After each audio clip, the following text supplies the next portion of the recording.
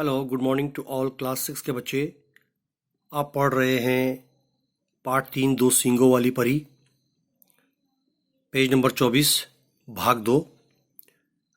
Ruskin bond द्वारा रचित इस कहानी में दो सींगों वाली परी की कहानी के बारे में लेखक ने वर्णन किया है। हिमाचल प्रदेश के सोलन जिले के कसौली कस्बे में जन्म लेने वाले रस्किन बॉन्ड आजकल मसूरी में अपने निवास स्थान पर जीवन बिता रहे हैं। अभी भी ये लेखक मसूरी जो एक हिल स्टेशन है वहाँ पर अपना जीवन गुजार रहे हैं। तो जिन्होंने ये कहानी लिखी है, अब उसके आगे देखिए। आप मैंने आपको यहाँ तक पढ़ाया था, टेढ़े मेढ़े चल पड़ रहे थे। आगे देखो।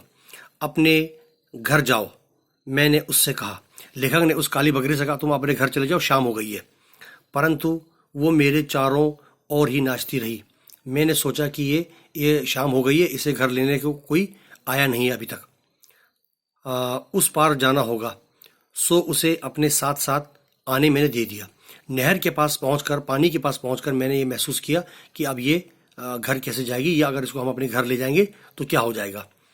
टेढ़ी तेजी में उसकी टांगें लड़खड़ा जाएंगी। सो उसे अपनी बाहों में, मैंने अपने बाजू में उठा लिया। इस पार आकर मैंने उसे नीचे रख दिया। इस आशा में, इस उम्मीद से मैंने उसे जमीन पर रख दिया कि वो अब अपने घर की ओर चल देगी, अपने घर चली जाएगी। परंतु उसने अपना कोमल शरीर से टांग से उसे रगड़ना शुरू कर दिया। जमीन को ऐसे पैर मारने लगी वो। अब मैं तेज तेज चलने लगा। लेखक जो है रस्किन बॉन्ड अपने बचपन की चाइल्डहुड के बारे में बता रहा है। उसकी टांगें जो मुझे कमजोर लग रही थी, उनमें भी स्फूर्ति, बहुत ही तेजी से एक्टिव आ गई थी। वो बहुत एक्टिव से चलने लगी थी, कूदती फांदती वो हमारे घर के फाटक के पास पहुंच गई। अब और चारा भी क्या था। अब मैं उसे उठाकर अपने घर ले आया और दादाजी की सेवा में लाकर उसे खड़ा कर दिया। कुछ देर बाद बरामदे में उसे एक प्लेट में, एक थाली में दूध पीते हुए देखकर दादी जी अंदर से बोली, एक और आ गई। मैं तुम दोनों, ये कहकर वो थक गई। पर मेरी कौन सुनता है। अरे इस घर में अब और पशु पक्षी लाने हैं क्या।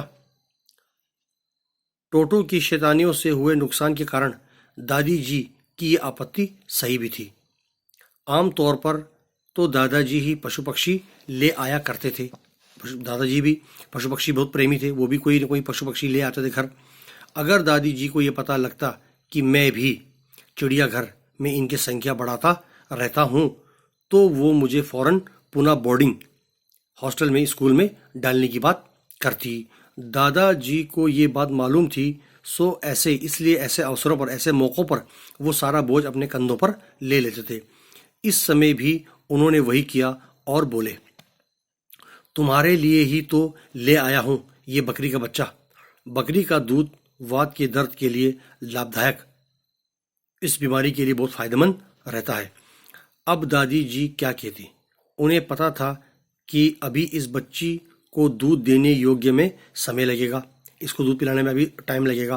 परंतु ये भी जानती थी कि दादाजी ने उन सब प्रश्नों के उत्तर पहले से ही सोच रखे होंगे कि दादी जो सवाल करेगी उसका जवाब दादाजी पहले ही तैयार करके रखा हुआ था उन्होंने।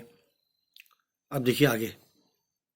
हाल ही में मैंने परियों की कहानी पढ़ी। रस्किन बॉन्ड बचपन में ये अपने दिमाग में, अपने मस्तिष्क में सोच रहे हैं। उन्होंने ही कुछ समय पहले परियों की कहानी पढ़ी थी।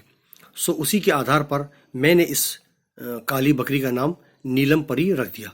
नीलम बिल्कुल परियों की भांति, परियों की तरह ही बिना स्वर किए, बिना आवाज़ किए इधर उधर फुदकती रहती, मानो हवा में तैर रही हो, उड़ रही हो। मैंने उसके गले में एक छोटी सी घंटी भी बांध दी, जिससे मुझे हर समय ये पता रहे कि वो कहाँ जा रही है और क्या कर रही है और वो कहाँ घूम रही है। अब आ जाओ पेज नंबर 25 पर। यहाँ से थोड़ा सा ज़ेरॉक्स नहीं हुआ है साफ, आप अपनी किताब में देख सकते हो। मैं आपको यहाँ से पढ़ाने की कोशिश करूँगा। इसकी एक कमज़ोरी ये थी कि वो रंग बिरंगी तितलियाँ जहाँ जाती वो उनके पीछे पीछे दौड़ने लगती और हर जगह पहुँच जाती। बकरियाँ जल्दी ही बढ़ जाती हैं। उसका नाम नीलम परी रख देने पर भी ये अन्य बकरियाँ की तरह ये बड़ी होती चली गई। उसके 2 ही सींग निकल आए थे। उसे भूख भी खूब लगती थी। बगीचे में इधर उधर मटर की फलियाँ खाती हुई, शाक सब्जियाँ है ना, फूल उसे विशेष रूप से अच्छे लगते थे।